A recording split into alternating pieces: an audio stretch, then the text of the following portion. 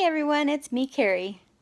I just want to know, am I the only one that deals with this situation? I can't be the only one. You probably want to know what I'm talking about.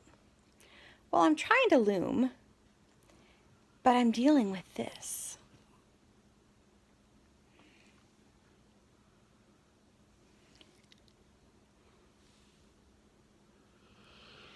I have nose right where I'm looming.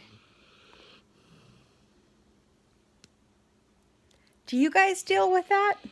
Have dogs that want to be right in the center of everything you're doing? Or maybe it's kids, because it was my kids when they were younger. Now that they're older, not so much.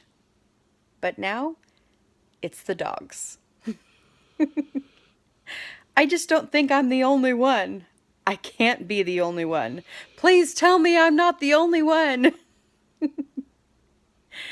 Anyway, signing off now. Have a great day. Bye. Happy looming.